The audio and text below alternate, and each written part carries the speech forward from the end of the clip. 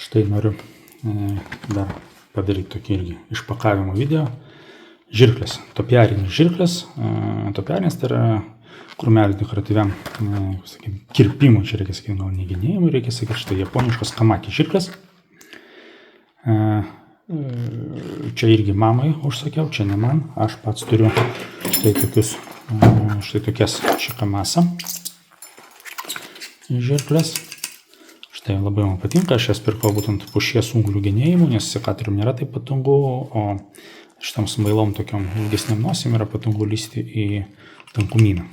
Tai aš savo pirkau, mama pušų neturi, jai reikia pakirpti buksmedžius, tai mano tos Chikamasa yra per trumpos, tos trumpi ašmenys yra, labai jau ten daug judesių reikės daryti, tai jinai visgi šitos su ilgesniais, čia man atrodo yra 11,5 cm yra ašmenų ilgis, mano Chikamasa yra 63 mm.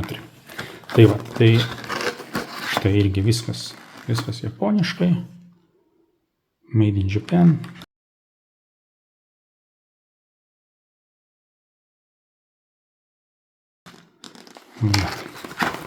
Kainavo jos 45 eurus. Tai va, išpakuojam, pasižiūrime. Taip, tai man tai jos panašus yra įsiuvėjo žirklės iš tikrųjų.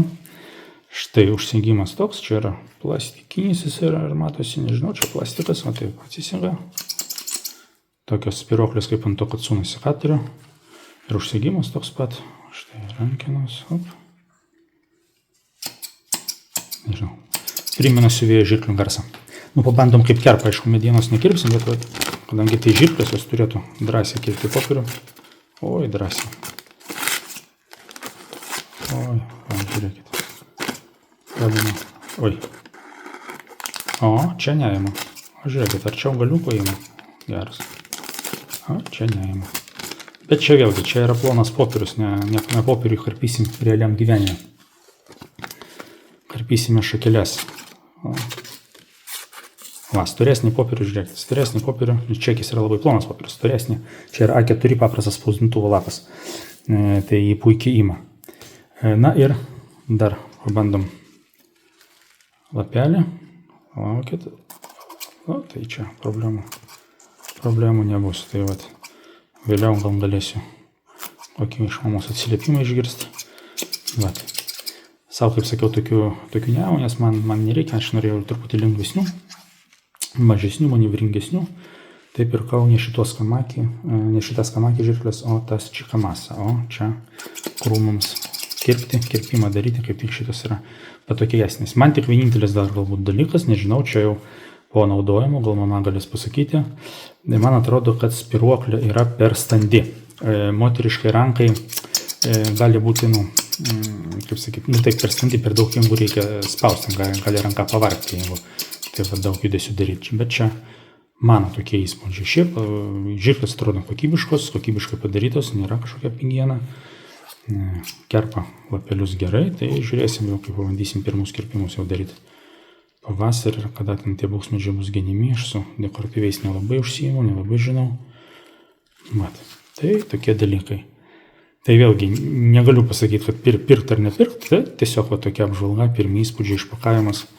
Daugiau bus galima pasakyti jomis tai yra pasinaudojus. Šiaip gana patogios, rankoje yra, gal kiek plačiai prasidaro, taip tai, bet ką padarysi, tai pagaminti, viskas yra gerai. Tai va, tai galite parašyti komentaruose, beje, gal jūs ar naudojate tokias sodininko, nežinau, čia sodininko žirklės ar topiarinės, sakyti, žirklės, kokias naudojate, kokie jūsų atsiliepimai, kokios nuomonės, kodėl pirkot būtent tokias.